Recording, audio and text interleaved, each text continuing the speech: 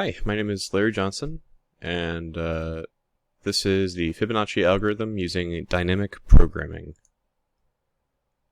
So the problem of the Fibonacci sequence is that, well, the Fibonacci numbers are a sequence, and to find the sequence we have to use the formula of the Fibonacci numbers. This formula is the current index that you need is the index for the number and the index 2 values before the number, right? And so with the seed values of 0 and 1, it gets there becomes a sequence of numbers that looks like this. So everywhere along this sequence, you can see how each value was generated. So 34, for example, here was 21 plus 13, right? And 55 is 34 plus 21. And this value continues, or these values continue to infinity, and they have a lot of different applications within science and math, and so it's really important that we have good ways to find them with computers, because if we have to create those values ourselves every time, it's going to be quite annoying. However, solutions that find unique values for each iteration are too inefficient, and we'll go into that here. So the way that you can brute force this with a computer is to try to find each value every time you go through a sequence. Right? So let's say I want to find the value 4. All right. Every time I want to find the value 4, I've got to find the value 3 and the value 2, because that's the way that you find the Fibonacci number 4. And every time you find the Fibonacci number 3, you have to find the value for 2 and the value for 1, and so on. And this goes on to an exponential rate, right? So it has an exponential time complexity as exponential space complexity, because every time you want to find something here up top, you have to find another big tree that goes down this way. And this number gets very big once you go up higher. And that's pretty inefficient. So we want to find a way that's better than this, because when you have tree shapes like this in algorithms, they get very, very big very quickly. So a more efficient way would be dynamic programming. Dynamic programming, its nature is to chunk up the problem into these little buckets that we can save. So it indexes the Fibonacci numbers and calculates the desired value out of the indexes. So we can create a value of Fibonacci because Fibonacci doesn't change. And so when they go to find the value of the next number, it's already calculated and saved for the reference, right?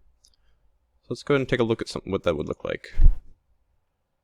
So starting out here, we create an array of numbers. This is the best way to do it with dynamic programming, because we just want a big 2D array, a big just one-dimensional array for a sequence of numbers, right?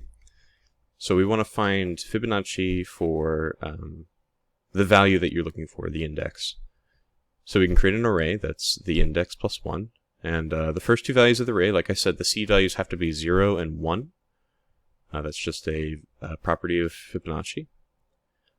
And so to do this with dynamic programming, all we have to do is so what this would look like using the brute force method or using recursion, it would look more like you'd be calling the function here, right here. So it would be like Fibonacci of I equals Fibonacci of I minus 1 plus Fibonacci of I minus 2, which would be calling the whole function over again right here and here.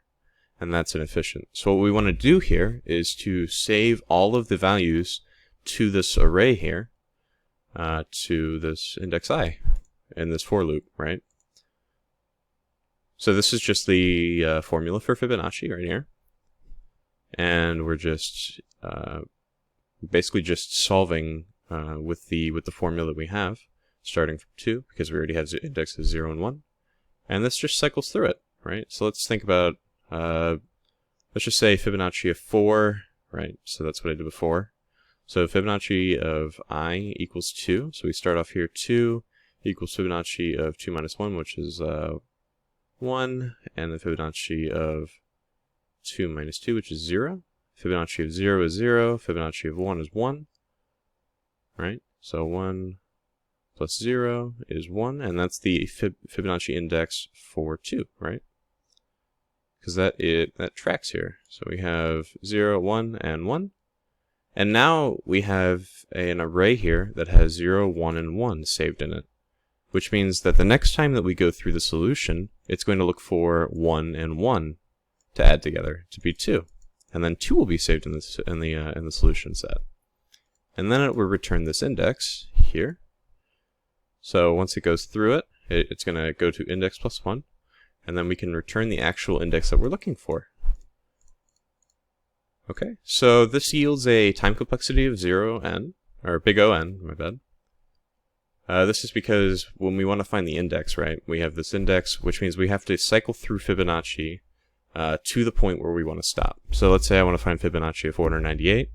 I have to start at, it's a little less than 498, it would be like 498 minus 2, because we already calculated the first two, but we have to cycle through Fibonacci 498 times, right, because we want to create each value of Fibonacci, because every time we want to find the next one, we have to use the last two, so we have to create every single value.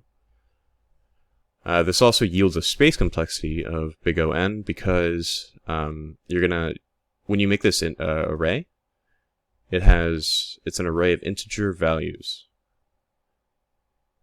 which means that when you have an index that is, for example, 490 or something like that, plus 1, you have a big array of 490 integers, which means it's 490 times 4. And so your space complexity is not too efficient compared to other methods of getting Fibonacci, because there are Fibonacci algorithms that can give you like space complexity of 1. Because Fibonacci does actually have a better way to find it, because it has a formula, right? It's got like a cool formula. It's on Wikipedia if you want to look it up. It's quite interesting. These are my references. Wikipedia. It's got some things there, and that's all. Thank you so much.